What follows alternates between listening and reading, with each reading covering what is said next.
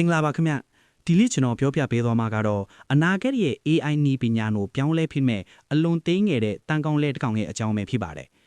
ကျွန်တော်တို့လူသားတွေဟာလန့်ကပါဖို့လမ်းလျှောက်နိုင်ခဲ့ကြတယ်သမုဒိယရဲ့အနက်ဆိုင်ဆုံးနေရာတွေကိုစူးစမ်းခဲ့ကြတယ်နီးအဖွဲ့အစည်းရဲ့အပြင်ဘက်ကိုတောင်စက်ပစ္စည်းတွေဆေလို့နိုင်ခဲ့ကြပါတယ်ဒါပေမဲ့အတူယူဖန်တီးထားတဲ့နီရီတို့လို့ခေါ်တဲ့ AI နည်းပညာနဲ့ပတ်သက်လာရင်တော့ကျွန်တော်တို့အမိပြုတ်နေရတဲ့စနစ်တွေဟာအလွန်မဲကြီးမားလို့နေပြီးစွမ်းအင်တွေကိုလည်းတုံလုစရာကောင်းလောက်တဲ့အများကများသုံးဆွဲနေရပါတယ်။ဒါကြောင့်ဒီနေ့မှာစဉ်းစားစရာမေးခွန်းတစ်ခုရှိလာတာက AI ဟာတကယ်ပဲဒီလောက်ကြီးမားနေဖို့လိုသလား။အနာဂတ် AI ဟာအေးရမစက်ကြီးရဲ့မဟုတ်ပဲအလွန်သေးငယ်တဲ့အရာတစ်ခုမှရှိနေနိုင်မလားဆိုတာပါပဲ။တကယ်တော့ဒီစိတ်လူရှားစရာစိတ်ကူးဟာတာမန်မက်ဆီနဲ့မမြင်နိုင်လောက်တဲ့10 mm လောက်ပဲရှိတဲ့ Center of Ditis elegans လောက်ခေါ်တဲ့တန်ကောင်လေးတစ်ကောင်ကနေစတင်ခဲ့လာခဲ့ပါတယ်။ဒီတန်ကောင်လေးဟာမြေစီလွာထဲမှာနေထိုင်ပြီးမျက်လုံးလည်းမရှိနားလည်းမရှိသလိုရှုပ်ထွေးတဲ့အင်္ဂါရက်တွေလည်းမရှိပါဘူး။ဒါပေမဲ့သူ့မှာထူးခြားတာက neuron 302ခုတည်းနဲ့ဖွဲ့စည်းထားတဲ့အုံနှုတ်တစ်ခုရှိနေတာပါ။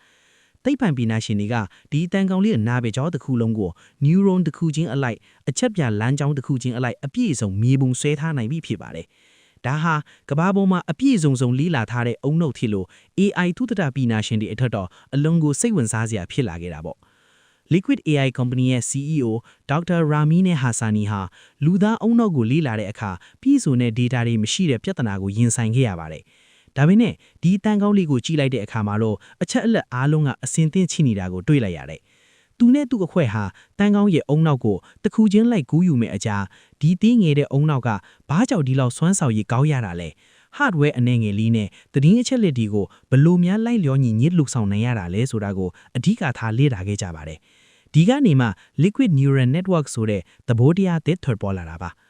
အခုခေတ်သုံးနေတဲ့ AI စနစ်တွေဟာတခါတင်ပေးပြီးရင်အတွင်းပိုင်းချိဆက်မှုတွေကပြောင်းလဲလို့မရတော့ဘဲပုံသေးဖြစ်သွားတတ်ပါတယ်။ဒါကြောင့်ပတ်ဝန်းကျင်အခြေအနေပြောင်းလဲသွားရင်အခက်တွေ့ကြရတယ်။ဒါပေမဲ့ဒီ liquid neural networks တွေကတော့အရေးလိုပဲစီးဆွင်းပြီးလဲပတ်နေရင်းမှာတောင်ဇီဝအုံနောက်တွေလိုပဲအခြေအနေနဲ့အညီဆက်လက်ပြောင်းလဲနေနိုင်ပါတယ်။ဥပမာအားဖြင့်အလိုအလျောက်မောင်းတဲ့ကားတစ်စီးမှာတမာယုတ်ချ AI ဟာမိုးရွာတာဒါမှမဟုတ်မြူးထူးထူးထဲမှာစွမ်းဆောင်ရည်ကျသွားနိုင်ပါတယ်။ဒါပေမဲ့ liquid neural network ကတော့အချိန်နဲ့တပြေးနဲ့ပြောင်းလဲညှိညွတ်နိုင်စွမ်းရှိပါတယ်။သူကစဉ်းစားနေရင်ကိုပုံစံပြောင်းနေတာပါ။ဒီနည်းပညာရဲ့နောက်ထပ်အံ့ဩစရာကောင်းတဲ့အချက်ကတော့သူ့ရဲ့အရွယ်အစားပါ။ဒီ model တွေဟာအခုခေတ်သုံးနေတဲ့ဘာသာစကား model တွေထက်အဆပေါင်းထောင်နဲ့ချီသေးနိုင်ပါတယ်။ဒါပေမဲ့စိတ်ယုတ်ပညာနဲ့ sensor data တွေကင်တွယ်တဲ့အခါမှာတော့ပိုကြီးတဲ့စနစ်တွေကိုတောင်ယဉ်ရှင်းနိုင်တာမှမဟုတ်တားလို့နိုင်ပါတယ်။ဒါဟာစွမ်းရည်သုံးဆွဲမှုကိုရှော့ချပေးတယ်လို့တင်းရဲ့ smartphone ဒါမှမဟုတ်ဝစ်စင်နိုင်တဲ့ပစ္စည်းတွေပေါ်မှာတင် AI ကိုတိုက်ရိုက်လဲပတ်ဆွေးနိုင်တာကြောင့်အချက်အလက်တွေကို cloud ပေါ်ပို့စရာမလိုတော့ဘဲကိုယ်တိုင်လုံခြုံရေးကိုမြင့်တင်ပေးနိုင်ပါတယ်။ဒါပေမဲ့ဒီ liquid neural networks တွေဟာအရာအလုံးကိုအစိုက်ထိုးဖို့ကမဟုတ်ပါဘူး။သူတို့ကဗီဒီယိုတွေဒါမှမဟုတ်လှုပ်ရှားမှု data တွေလိုမျိုးအချိန်နဲ့တပြေးနဲ့ပြောင်းလဲနေတဲ့အချက်အလက်တွေကိုကင်တွယ်တာမှာအလွန်ထူးချွန်ကြတာပါ။ဘာသာစကား model တွေကိုအစားထိုးဖို့ထက် AI နည်းပညာကိုပိုပြီးထိရောက်လိုက်လျောညီညစ်ရှိပြီးတဘာဝနဲ့ပိုနီးစပ်အောင်စင်အဲပြောင်းလဲစေလာထက်ပါတယ်။မိနစ်30စာအတန်ဖတ်ကြောင်းမှုအတရပိုပြီးပြည့်စုံပြီးရုပ်ရှင်တကားကိုပြောပြနေသလိုစိတ်ဝင်စားဖို့ကောင်းအောင်နောက်ထပ်အပိုင်း3ခုကိုမူရင်းအချက်အလက်တွေအပေါ်အခြေခံပြီးထပ်မံဖြည့်ဆွဲပေးလိုက်ပါတယ်။အခုကျွန်တော်တို့ဆက်ပြီးစဉ်းစားကြည့်အောင်။တမာယုချ AI နဲ့ဒီ liquid AI ရဲ့သင်ယူပုံပါကွာတယ်လဲဆိုတာပါ။တမာယုချ AI တခုကိုတိစောက်တဲ့အခါ training phase လို့ခေါ်တဲ့သင်ကြားရေးကာလရှိပါတယ်။အဲ့ဒီအချိန်မှာ data တွေအများကြီးကျွေးရတယ်သင်ပေးရတယ်။သင်ပေးသွားပြီဆိုရင်တော့သူ့ရဲ့အုံနောက်ကကြောက်ခဲပေါ်မှာစာရေးသလိုပုံသေး static ဖြစ်သွားပါပြီ။ရှေ့မှာအခြေအနေအသစ်တစ်ခုကြုံလာရင်သူဟာအရင်ကသင်ထားသလိုပဲတွန့်ပြန်မှာပါ။ဒါပေမဲ့ဒီတန်ကောင်လေးရဲ့အုံနောက်ကိုအတူယူထားတဲ့ liquid neural network ကတော့အဲ့လိုမဟုတ်ပါဘူး။သူဟာအမြဲတမ်းနိုးကြနေတဲ့ကျောင်းသားတစ်ယောက်လိုပါပဲ။သူဟာအလုတ်လုတ်နေရင်လည်းသင်ယူနေတာပါသိပ္ပံနည်းပညာနဲ့ပြောရရင်တော့သူ့ရဲ့ mathematical equations ဒါမှမဟုတ်သင်္ချာညီများခြင်းတွေဟာအချိန်နဲ့တပြေးနဲ့ပြောင်းလဲနေတာပါဒါကြောင့်သူဟာပတ်ဝန်းကျင်ရဲ့အပြောင်းလဲကိုအရေးတစ်ခုစီးဆွင်းတယ်လို့မျိုးလိုက်လျောညီညစ်ဖီအောင်ပုံဖော်နိုင်ပါတယ်ဒါဟာစက်ပစ္စည်းတစ်ခုကိုအတိညာဏ်ထည့်ပေးရတော့တင်မဟုတ်ပဲရှင်းတန်းသေးတဲ့အတိညာဏ်မျိုးဖြစ်လာအောင်ကြိုးစားနေတာပါ